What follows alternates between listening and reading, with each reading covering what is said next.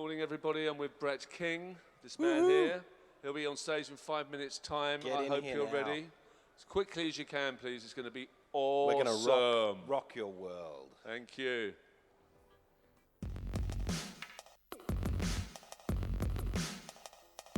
Tobacco Care. Good morning, everybody. I hope you're looking forward to the day. Are you excited about today? Yes?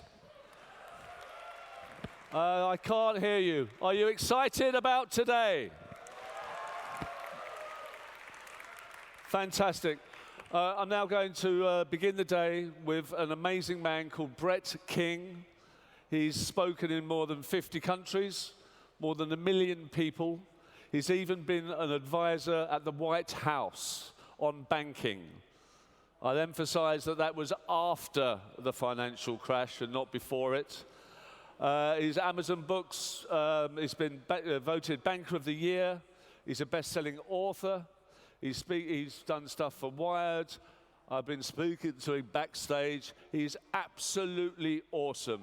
So please welcome Brett King to the stage.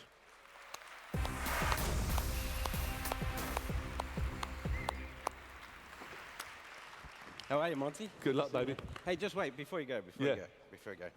Hi, guys. Let's just do a selfie. Okay. You have to smile. Let me get this right. Say hello, everybody. Hello, everybody. Awesome. Actually, I should have said say halloumi or something. I don't know.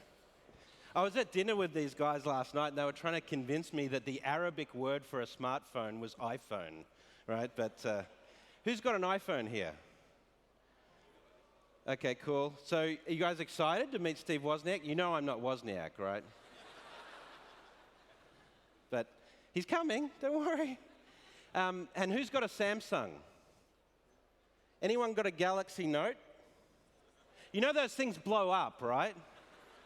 So if anyone put their hand up, then you might just want to move aside. I don't know. Anyway, I'm going to talk to you guys about the future today. And I do get into a little bit of the banking stuff, but don't worry, it's still cool. But in terms of sort of the future and this technology has a huge impact on our lives today. You know, we just did a selfie there, but you know, you guys probably are tweeting this session out or you're putting stuff on Facebook. These are some of the behavioral shifts that we've made as a result of introducing this technology into our lives.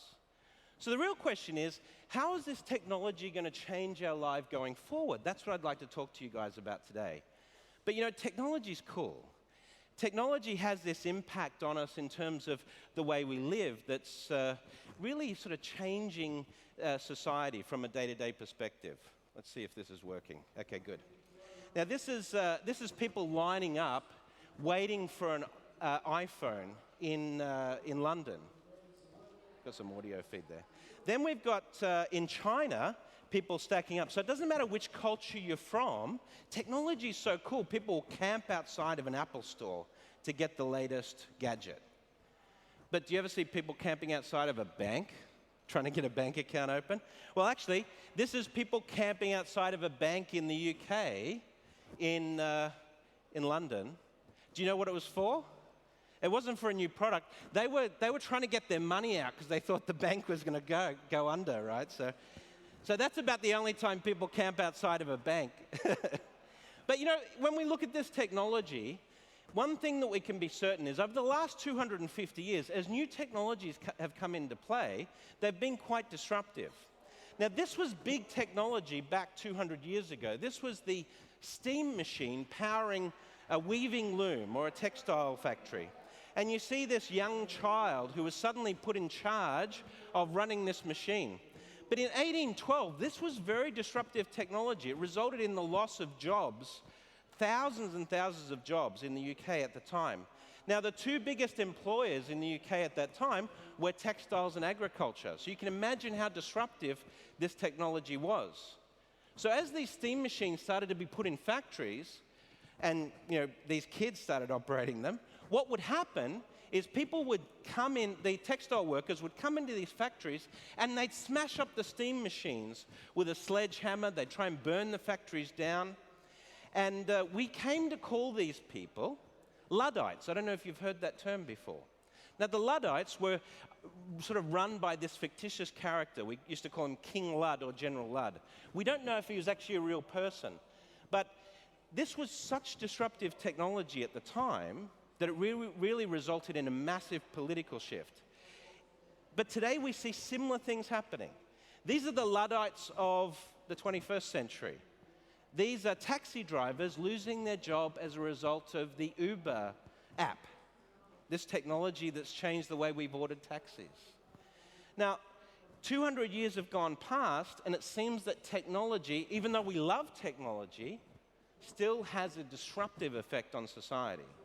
So while it's great that we have an iPhone, and while it's great we have access to all this technology, sometimes it'll impact the way we work, and some people lose jobs. The difference between the steam machine and the computer chip and what's happening with Uber right now is the shift in employment patterns and the shift in the way we work and live is a little bit nuanced. When Uber came along, they didn't redesign the taxi.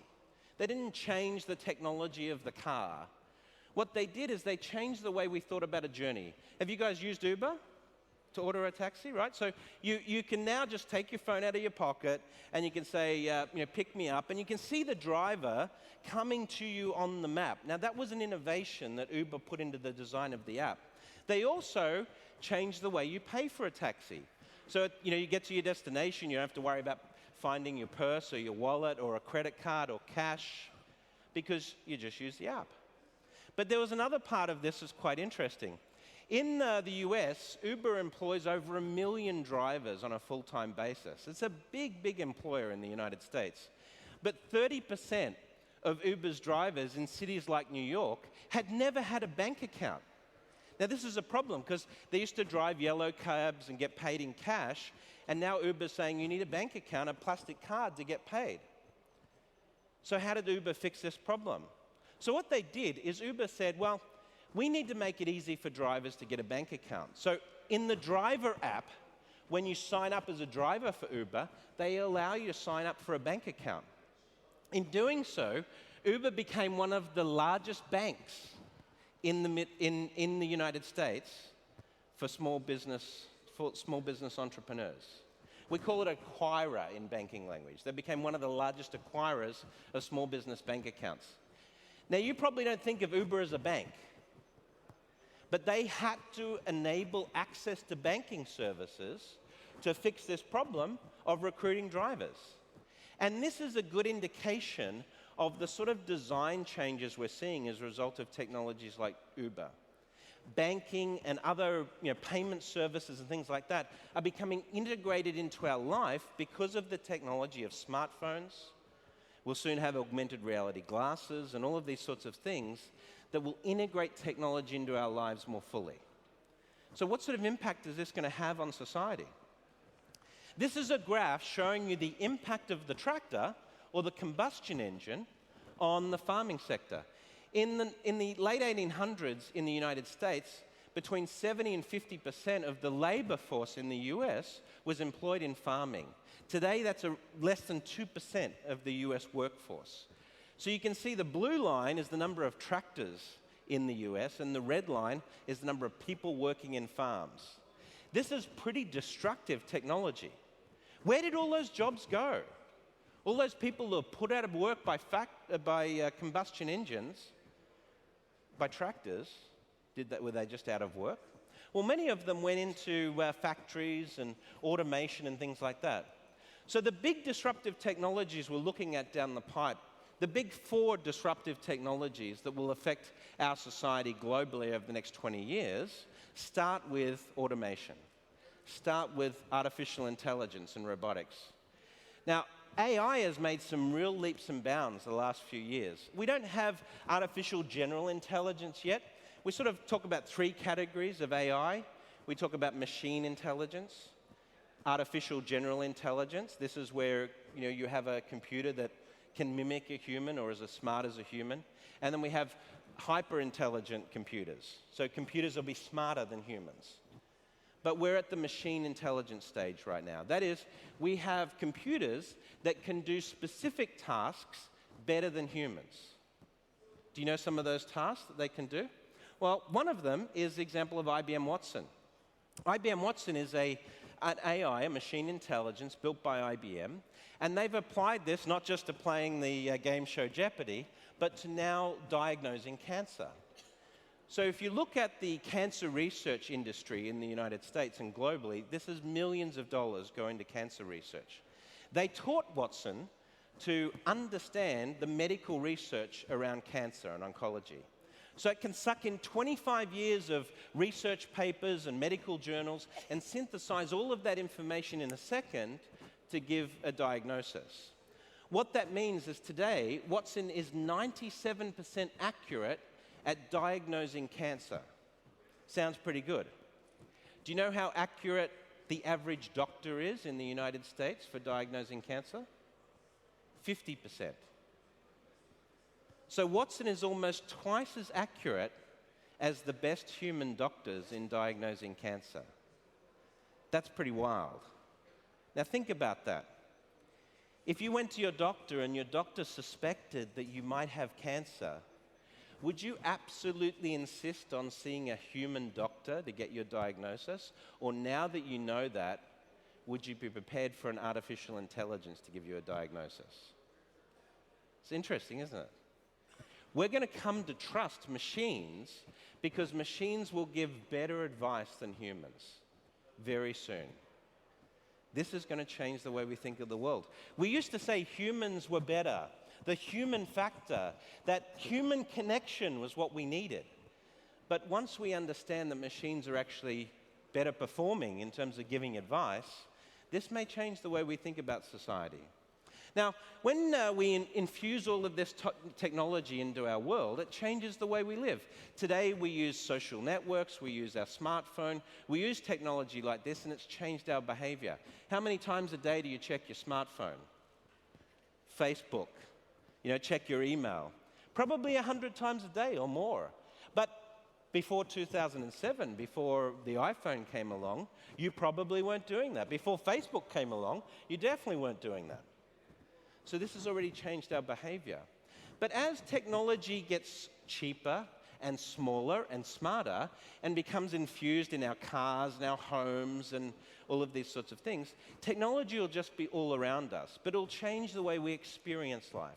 It'll change the way we get diagnosed for medical conditions. It'll change the way it measures our performance. It'll change the way we communicate. As this technology is embedded in the world, it will change the way we design the world and experiences around us. So that's the second disruptor, embedded technology. The third disruptor is gene technology and health technology. So we talked about IBM Watson, but one of the really exciting developments in the future is gene editing. Now, I don't know whether you've heard about this technology, but we can take the DNA out of your cells right now, and we can sequence your DNA. Then what we can do is we can edit it, like a software program, like a piece of data. We can edit your DNA inside your cells. Then what we do is we reload that into a viral vector, a virus basically, inject that back into your body, and as your immune system attacks that virus, it absorbs the corrected DNA. This is Layla Richards. She's the first human ever to be cured of a genetic disease as a result of gene editing. This genetic disease she had was acute lymphoblastic leukemia, a form of cancer, genetic cancer. And by changing her DNA, she was cured of this previously incurable disease. Now think about things like Alzheimer's, Parkinson's, cystic fibrosis, hemochromatosis, breast cancer. All of these are genetic diseases that get passed down from your parents to you through your genes. In 20 years' time, we'll just edit those diseases out of your DNA, like a bad software bug. How's that going to change the medical industry? How's that going to change the pharmaceutical sector? This is going to be very disruptive technology. So when you combine these three areas, artificial intelligence and robotics, gene editing, embedded technology, what you'll end up with is smart cities, smart economies that are based on technology as the differentiation. And we're starting to see investment in these sorts of technologies happen all around the world, but in the Middle East, things like new infrastructure, energy systems. All of this is happening in this region as well. So actually, one of those major disruptive technologies of the smart infrastructure is solar energy. They just signed a new contract in the United Arab Emirates for solar generation of electricity at 2.6 cents per kilowatt hour.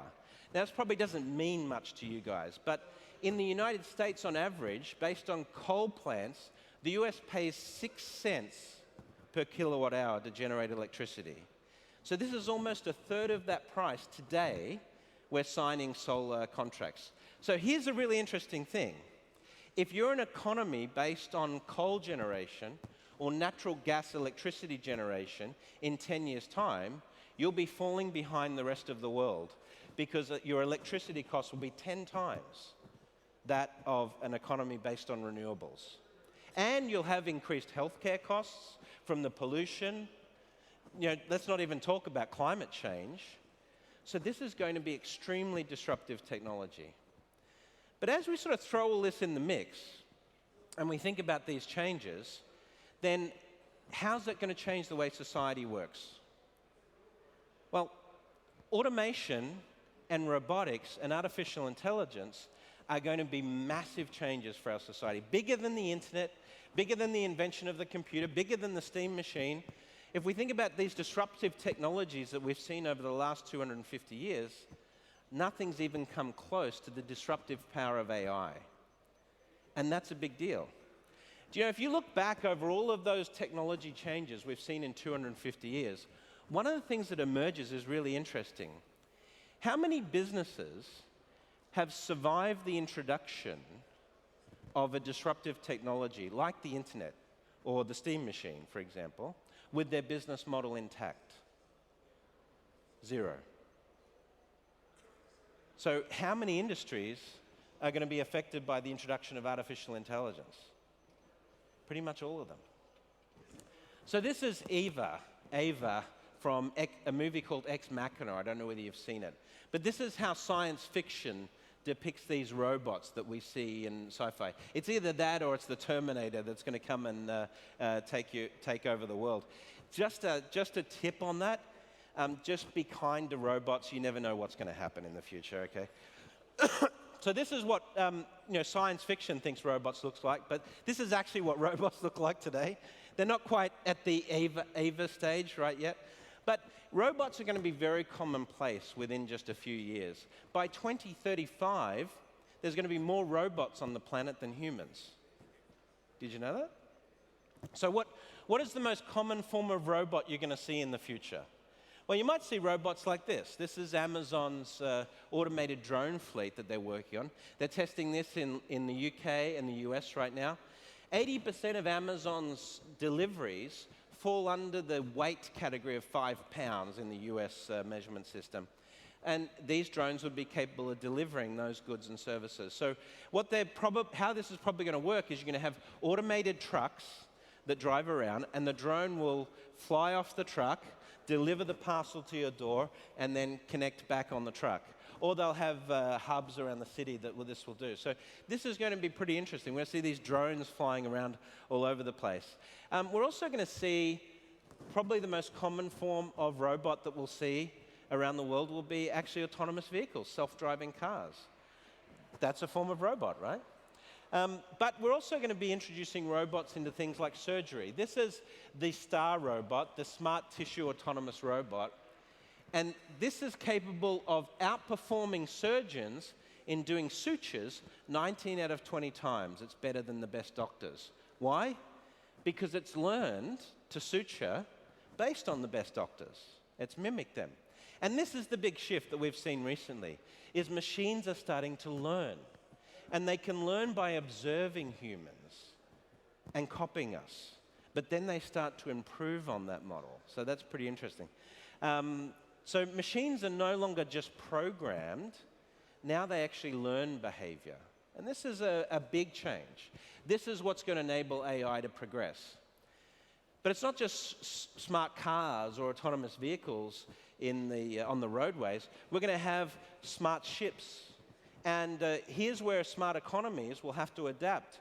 You're going to have to provide infrastructure to support these sort of mechanisms, or quickly your economy is going to fall behind. Now, if you look in countries like the United States right now, there's a lot of political turmoil in the US.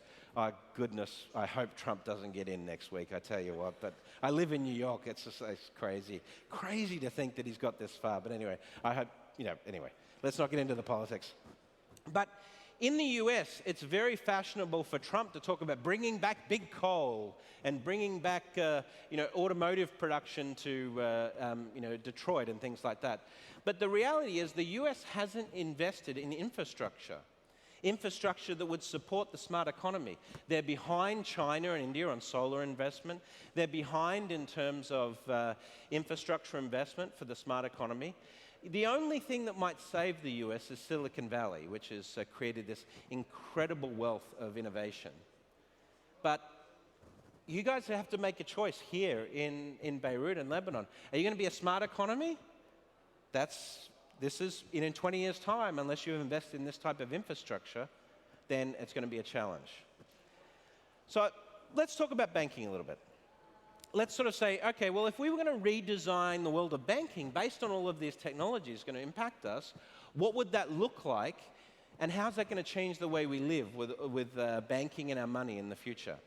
Now, first principles is the concept that Elon Musk uses for SpaceX and Tesla. He said, we don't design a rocket based on the technology of 1950s or 1960s. If we're going to design a rocket, let's start from scratch and design it based on the technologies we have today. So in 2045, what is banking going to be like? Well, the main thing you'll notice about banking in 20 years' time is that it's just going to be all around you. You won't have to think about it. You won't have any physical artifacts. There'll be no plastic cards. There'll be no checkbooks. Most of you will never use cash in 20 years' time, never physical money. And banking will just be turned on, available for you in your devices, whether that is a smartphone or the next generation of that, or augmented reality glasses, or embedded in artificial intelligence in the world around you. So it'll respond to your needs, whether that, if you walk into a store and you want to get your groceries, for example, but you don't have enough money in your bank account, you'll get access to credit as you walk in the store, rather than having to wait till you get to the point of sale, swiping your debit card, and having the transaction declined, and then having to find your credit card. When you walk in the store, your bank will say, looks like you need a little bit of extra money for your groceries today. Can we help you with that? It'll be contextual. The other part of this is it'll be experiential, but the advice will be a core component of the trust that we put in banking. So, rather than ask you for advice on investment products, in the future, one of the big things will be you just be able to ask your phone for advice about money. Like, hey Siri, can I afford to go out for dinner tonight? And it'll be able to tell you that. That's the sort of advice that's useful, that will help you in your day-to-day management of your money. And this is the type of ecosystem that we'll start to build. But voice is going to be a strong component of this, not just in banking, but also in commerce. Now, I don't know if do you guys watch Saturday Night Live? Have you seen that before? Alec Baldwin, he's been doing these Donald Trump impressions, quite good actually. But he's also recently been working with Amazon, talking about this new technology called Amazon Echo or Amazon Alexa. I don't know whether you've seen this device before. This is the device you put in your home, and you can talk to Alexa. And I've got Alexa at my place. I can turn on my lights in my house. I can set the temperature on the thermostat. I can order an Uber. I can, do all this stuff. I can check what the temperature is going to be. I can put stuff on my calendar. I can set an alarm. And as this technology matures over the next 10 years, this embedded artificial intelligence is going to be a big deal. In 10 years' time, some of the biggest new technology companies will be based on what we call smart assistants, or AIs embedded in our home. But if you haven't seen Alexa, let Alec Baldwin introduce you to this technology.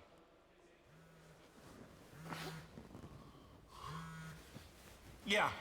You're okay. He's okay. He made it. Jason, what do you mean? We were very bad boys.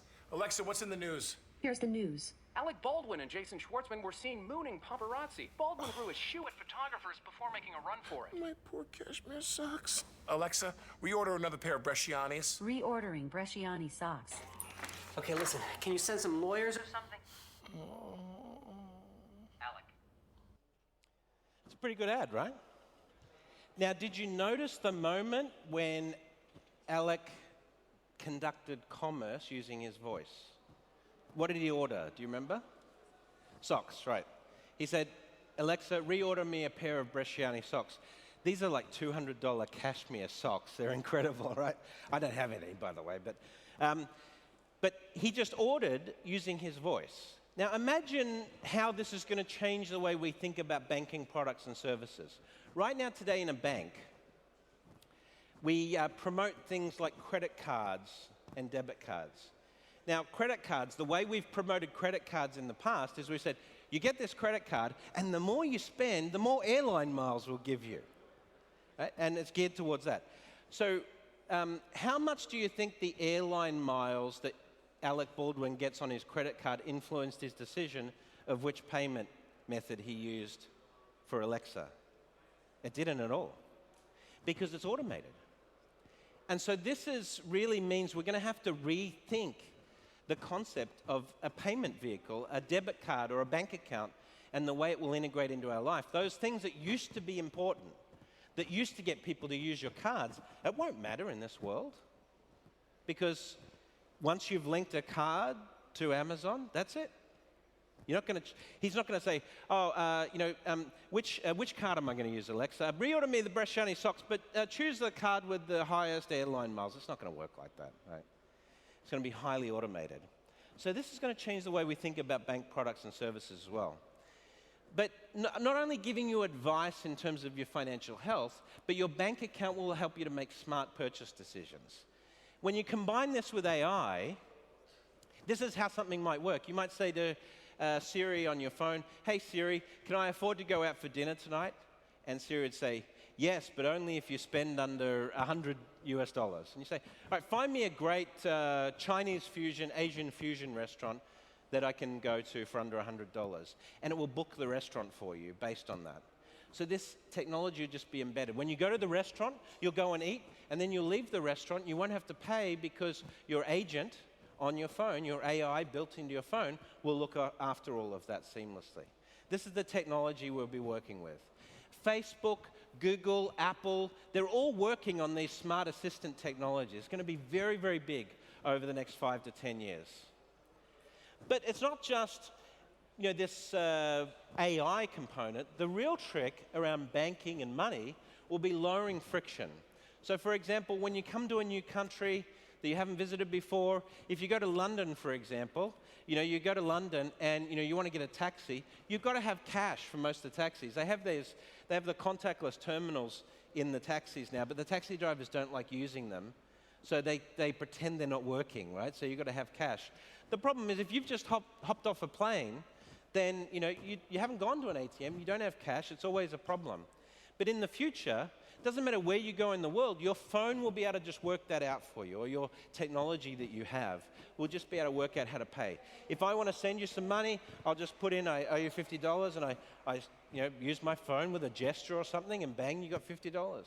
I won't have to ask what your bank account number is or what the address of the branch is. It'll all be seamless. The friction will have been removed from the system.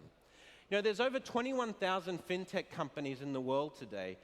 $21 billion invested in fintechs last year, and every fintech is trying to do the same thing right now, is take friction out of the banking and finance ecosystem. So when we think about all these changes that are coming in the world around us, then how's it going to change the way you live your life?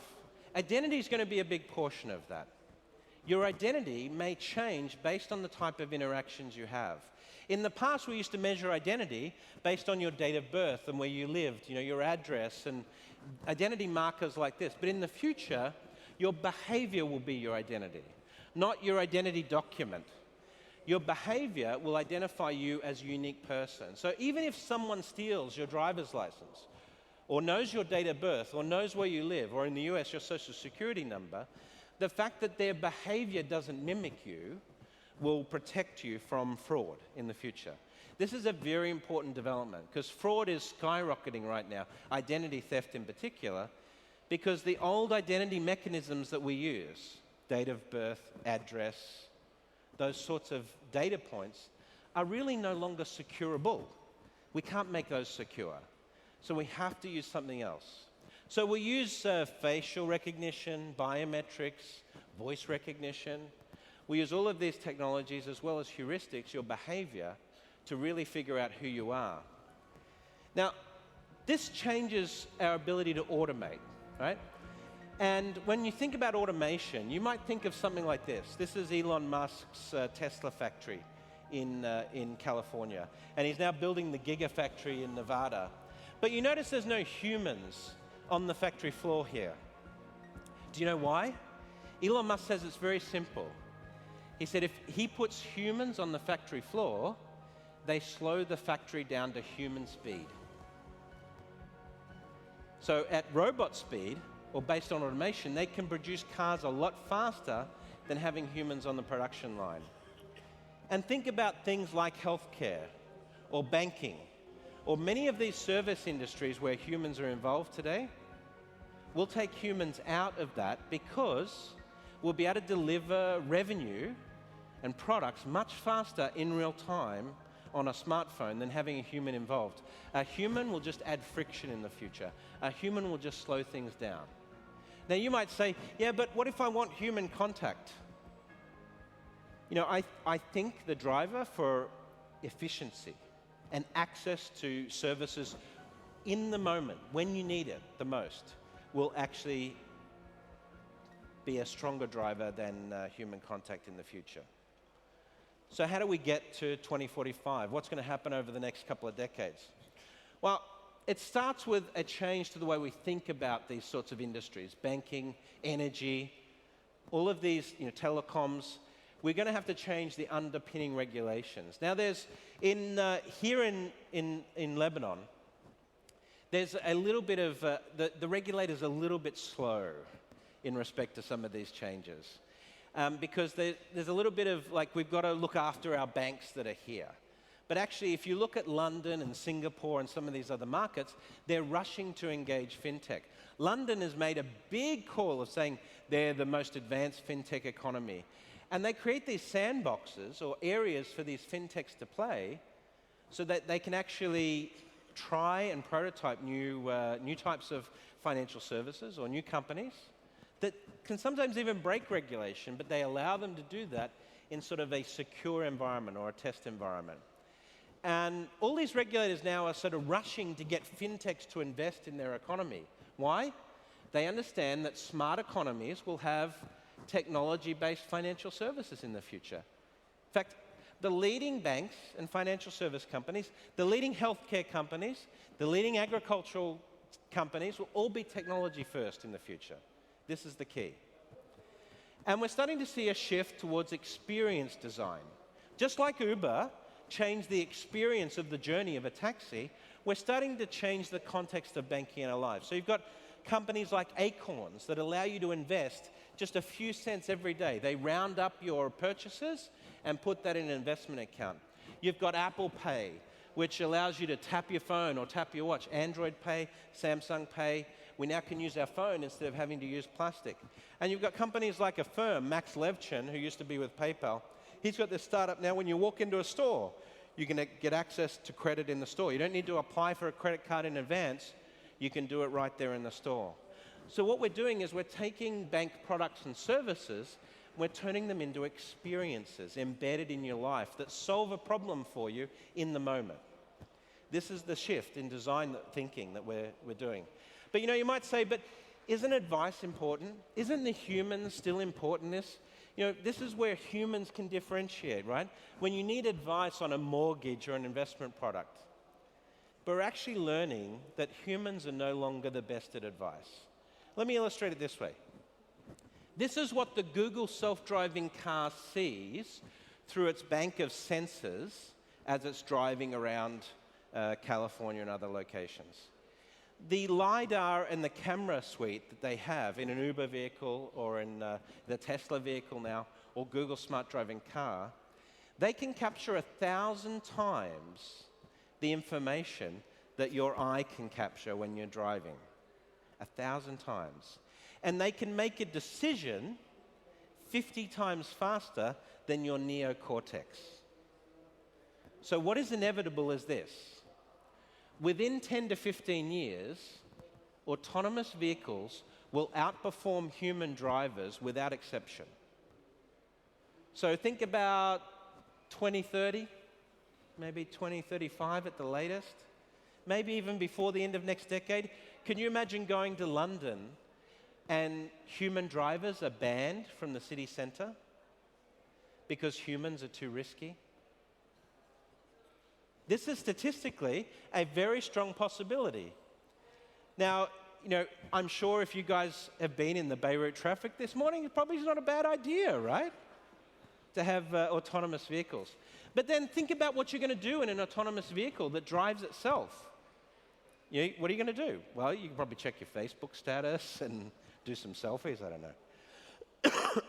So the thing is, machines are quickly becoming smarter than humans.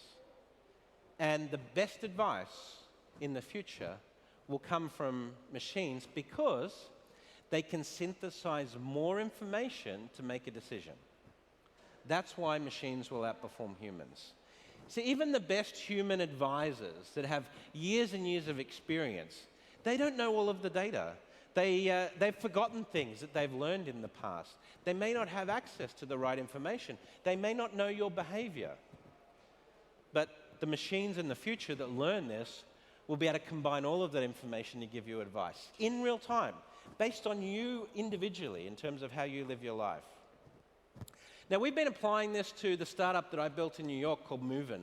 And Movin is a downloadable bank account. You download this app, it takes you 2 minutes to sign up for a bank account, and then you can use your phone and tap it on a point-of-sale terminal using Apple Pay or Samsung Pay later that day. The idea behind this was to create a bank account that actually gives you advice to help you save money.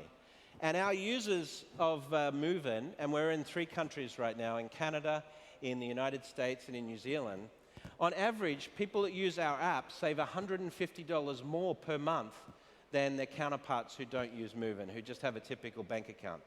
So this is when you have advice embedded day to day, and you can see the real-time receipts you get. It shows you whether you're tracking above or below. And the app will help you save by sending a message to your watch saying, hey, you're $200 below your typical spending. Why don't you save that money today? So this is how the context of advice in a real-time world can be implemented. And our savings product is got about a 40% conversion rate when you use the smartwatch or the smartphone. It says, hey, how much do you want to save today? Versus a typical savings account for a bank, which has about 1 or 2% conversion rate, just by surfacing that message in real time on a watch or on the phone. This is a major change or improvement to the way we think about it. Now, when we offered this savings account, we didn't even offer an interest rate, but just because of the ease of use of moving money from into your savings account, people adopted it. We also have robo-advisors now working on investment. So robo-advisors are able to manage your portfolio based on an algorithm or artificial intelligence. And they can outperform the market and outperform humans consistently based on those algorithms. So robo-advisors are going to change the way we invest. And when we think about all of these new technologies that are coming together, we realize that as you include automation in the business, then the real measure of a bank or a financial services company in the future is whether you can deliver a product in real time on the phone. But to do that, you have to eliminate something that's been around for 300 or 400 years, and that's the signature. When you go to a bank today, you have to sign all of these forms, right? When I applied for a mortgage in the US, I had to sign 17 different pieces of paper to apply for a mortgage. Now, in the future, we won't use the signature. Do you know why? Well, first of all, it's not secure. But it turns out that one of the things that we do today in banking is really, really bad for both customers and banks. And that is, we require customers to come into a bank branch and identify themselves face to face using a driver's license or something like that. But it turns out that's very, very risky. I'll tell you why. When we go into a customs, I don't know if you guys have been to Dubai recently.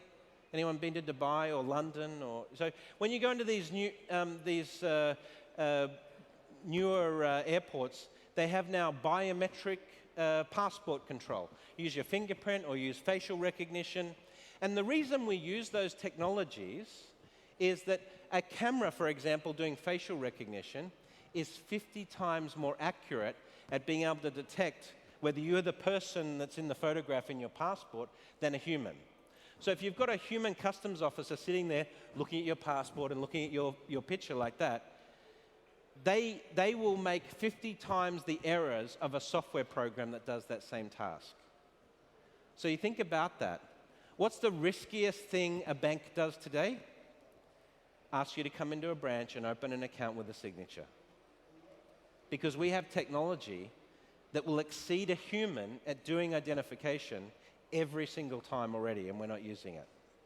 So every bank in the future will eliminate signature because that's the only way you can get revenue in real time through these devices. We're already starting to see this shift. This is Weibo. This is a Chinese deposit product produced by Alibaba.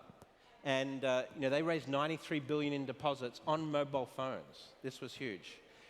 But the problem is not just about the design and behavior. It's about the way we think about banking and integrated into our life. So a lot of banks have been going for the branch of the future, trying to redesign their branches. But it's not a design problem. It's a behavior problem. So we're starting to think about this shift. This is what Jack Ma says about how we have to think about designing these businesses in the future. You did a great job, and blah, blah, blah. So I said, maybe in 10 years we'll be bigger than Walmart. He said, young man, you have a good hope. So we said, I make a bet. I think in 10 years we'll be bigger than Walmart on the sales. Because if you want to have 10,000 new customers, you have to build a new warehouse and this, that. For me, 2 servers.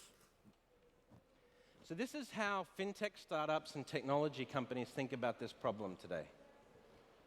If I want 10,000 new customers, I need 2 new servers. But if you want 10,000 customers, if you need a bank branch or you need a warehouse, it's a very, very different economic proposition. So this changes the way we think. Now, branches aren't going to disappear. We'll probably have about half the branches we do today in 10 years, but they'll look differently. They'll be infused with technology. They'll be designed for smaller spaces. And ATMs as well will change to get access to cash. This one on the left is an example of an ATM that doesn't have a screen. So how do you get money out of an ATM that doesn't have a screen? It turns out you have a screen in your pocket. So this is an ATM designed to work with your mobile phone. You put in the amount of money you want on your phone and just get the cash out of this. So what are you going to use a branch for in 5 or 10 years' time? Think about this. If you can get access to investments on your phone and advice on your phone, and you can pay with your phone, why would you go into a bank branch? Probably the leading reason you'd go into the branch is if for some reason this isn't working. If you can't get access to your money, you go and try and fix the technology in the branch. And this is sort of like the Genius Bar concept in Apple.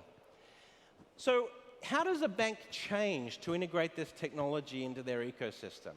Well, I thought I'd try and find an example of a bank here in Beirut that's doing that, that's making that shift. And this is an example of Bank Audi in terms of how they're infusing technology into the day-to-day banking experience. Remember this, even in those days, Bank Audi was ahead of the times, offering free dial-up internet to clients and being the first to offer a PC loan. Innovation has always been at the heart of our values. Today, Bank Audi continues to revolutionize the Lebanese banking sector with a series of clever, useful, and innovative products. With you in mind, we have introduced the futuristic e-branch, Novo Smart ATM, Drive-through teller, interactive teller machine, state-of-the-art mobile and online banking, Audi e-payment, tap-to-pay technology, 3D secure, and the first artificially intelligent humanoid robot in the region, Novot. Even behind the scenes, Bank Audi has been going through a transformation program to improve its efficiency, productivity, and performance, all for the purpose of facilitating your banking experience. Today, a new milestone has been reached as we introduce you to a new first, the Omnichannel. Omnichannel transforms the traditional banking module into a customer-centric digital ecosystem. It seamlessly integrates the bank's digital communication products to conveniently provide a unified user interface across multiple channels. Your trusty smartphone, your home desktop, your friend's tablet, or the nearest ATM. They will all offer you the same customer experience, in-app navigation, and banking services. So even if your kid takes over your phone, you will be able to finish any transaction started on any other device. However, this is just a gateway to our first-of-its-kind service in the region, video banking, an individually personalized service that allows you to connect with our advisors via a live video call and performs various transactions. Working overtime, stuck in traffic, enjoying your time outdoors, we have the perfect fix. Simply pull out your device, connect with one of our advisors, anytime, anywhere. So there you go. Tomorrow's banking today. With this newest milestone, Bank Audi will be the first bank in the region to give more choices, more freedom, and more flexibility for quick and convenient banking solutions. Thank you. Now, you might think that because you're in Beirut or you're in Lebanon, and traditionally called a developing economy, that you can't compete with the US and all of this sort of stuff in terms of this future. But the reality is, every leading bank and every leading financial institution in the world will be technology-based. So it's very important to see this sort of shift that we're seeing with Bank Audi, becoming a technology company instead of a bank. In fact, the leading fintech in the world isn't based in the US, it isn't based in the UK or Germany or Australia or Singapore, it's based in China. And it's Alipay's Ant Financial, a $60 billion fintech startup. That means they're as big as Citibank, they're 4 times as big as Deutsche Bank, and they're a technology company. They're not a bank, they're a technology company. Every leading bank, every leading healthcare company, every leading agricultural company, every leading pharmaceutical company in 10, 15 years' time will be a technology company first. Now, as we make this shift, we need a new underlying infrastructure for this. And Bitcoin and blockchain, or blockchain more specifically, that powered Bitcoin, is really going to be the operating system of these new technologies. And we see companies like R3 and others working on these technologies to connect banks today. But I thought I'd give you one last illustration to finish off today, to sort of show you about how all this comes together. So I don't know if Woz is going to talk about this later, but Apple was developing this autonomous vehicle, electric vehicle. I don't know, maybe it's sort of like the worst kept secret in Silicon Valley. But now there's reports that maybe they're going to can that project. But imagine in 10 years or 15 years' time, you're part of a group that owns this self-driving electric vehicle. It drops you off at work in the morning, and then what does it do for the rest of the day? Well, it signs on to Uber and says, hi, I'm an AI vehicle, I'm an autonomous vehicle, I'm free to drive for Uber. So for 3 or 4 hours, it drives for Uber, picking up passengers, dropping them off, and then it has to go and recharge. So it finds one of these robot snakes that Elon Musk has developed, or it goes to a wireless charging pad, it charges up, and it gets back on the road to pick you up at the end of the day. Now, while it's driving for Uber, and it's recharging electricity, it has a wallet or a purse inside the car, so it can get paid by Uber. It can pay for the electricity. That's a bank account. But that's a bank account that the car owns. So how do you get a car to sign a signature card to open a bank account? And what about all those AIs that we have in our home? The fridge that can order groceries, the artificial intelligence that's embedded in our phone or in our home that can book a restaurant, book travel for us. How does that bank account differ from the bank accounts we have today? It couldn't be more different. The future is about embedding these technologies in our life, and it's going to be a massive change, the way we behave and the way businesses are designed. And it's all based on your experience in the moment, surrounded by technology. That's the future. If you want to know a little bit more about what's happening in banking and fintech in the future, check out my new book, Augmented, Life in the Smart Lane. and also listen to my podcast radio show called Breaking Banks. Thank you very much for your time today. Thank you very much. Thanks, Steve. 1 minute. Okay, sure. Brett King is Bang King, right? Ha ha ha, good. Thank you very much. Thanks, Steve. Cheers. Right, okay, that was awesome. Steve Wozniak, I've just spoken to him backstage. I can't believe I said that anyway. He seems like an amazing guy. We've got some good questions for him after he's done his presentation. So it will begin at 11 o'clock sharp. So don't lose your seats, but it will begin at 11 o'clock. So I hope it's going to be awesome. I think it is. Thank you very much.